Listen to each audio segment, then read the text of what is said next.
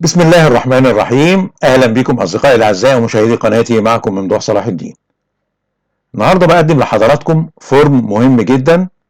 الفورم خاص باضافه وترحيل درجات الطلاب والحذف والبحث في الاكسل. زي ما حضرتك شايف الفورم او النموذج فيه البحث، وفيه ازاي عندي زر ترحيل البيانات واظهار البيانات وحذف البيانات وشيت الدرجات الكامل. انا عندي هنا رقم جلوس الطالب. مجرد لو انا عملت سيرش وجبته من القائمة المنسدلة بيديني البيانات الخاصة بهذا الطالب. يبقى عندي هنا رقم الجلوس واللغة العربية، طبعا عندي رقم الجلوس واسم الطالب، وبعد كده الدرجات: لغة عربية، لغة انجليزية، رياضيات، العلوم، الدراسات والمجموع. وفي نفس الوقت عندي هنا في الليست بوكس درجات الطلاب، يعني بيانات الطلاب ظاهرة عندي زي ما حضرتك شايف. لو انا حددت هنا ال 103 رقم الجلوس 103 اداني الخاص بالطالب ادهم ممدوح زي ما حضرتك شايف. ده فكرة عمل الفورم، النموذج اللي هنشوفه مع بعض دلوقتي طريقة عمله بالتفصيل.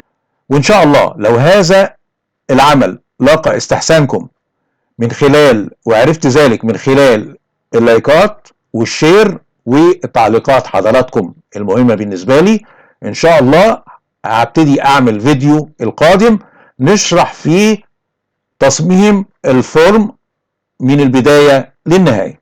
هنعرف كذلك من خلال الكومنتات بتاعت حضراتكم. تمام. قبل الشرح فضلا وليس امرا اتمنى الاشتراك في القناة وتفعيل الجرس ليصلك كل جديد اول باول ان شاء الله. ما تروحش بعيد وتابع معانا كل خطوة من شرح فورم اضافة وترحيل درجات الطلاب. تفضلوا معي.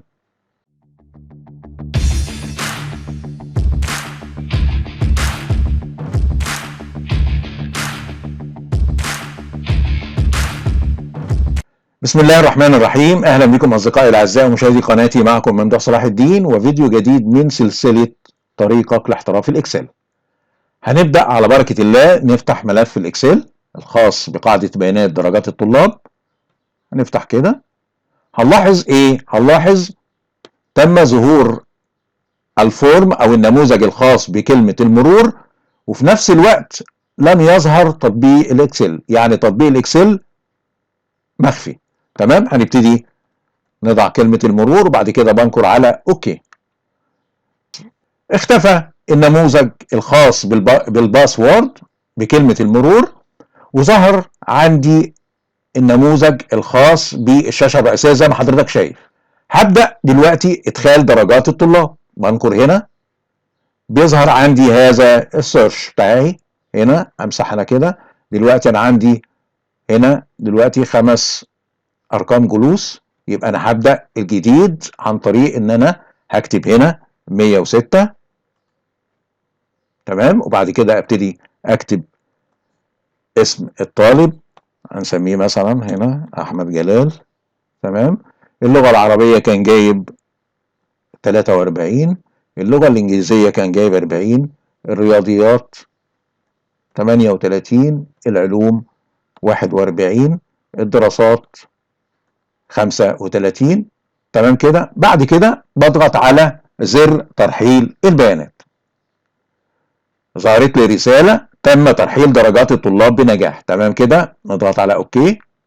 وبعد كده لو انا عايز اشوف دلوقتي اظهار البيانات عندي، ظهر عندي زي ما حضرتك شايف اهو 106 احمد جلال، ظهر لي من خلال الليست بوكس زي ما حضرتك شايف كده اللي هو الصف الاخير درجات الطلاب.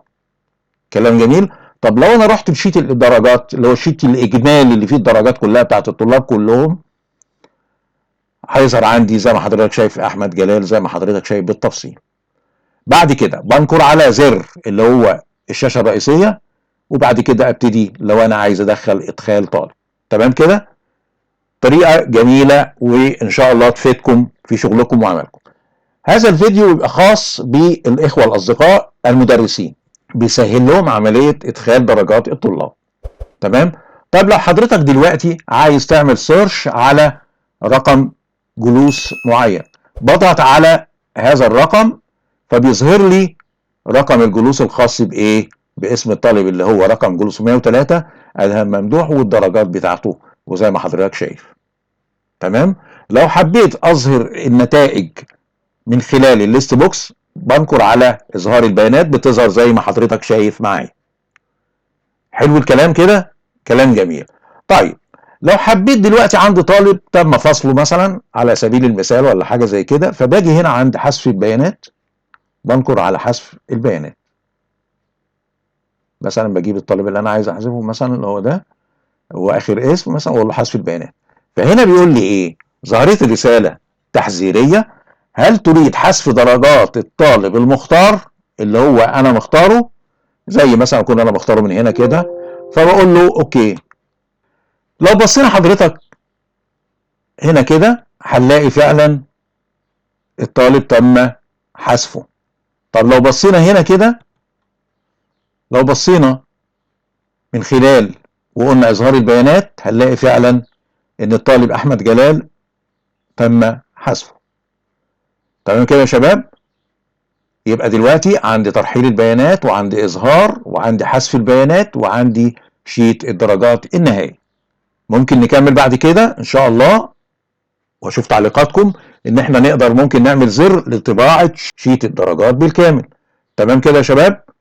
دي الفكرة اللي حبيت ان انا اوضحها لحضراتكم، ان احنا نعمل نموذج فورم او قاعدة بيانات اللي هي اضافة وترحيل درجات الطلاب، وفي نفس الوقت ابتدي احذف بيانات طالب، اظهر شيت الدرجات بالكامل، اظهر البيانات من خلال الليست بوكس زي ما حضرتك شايف.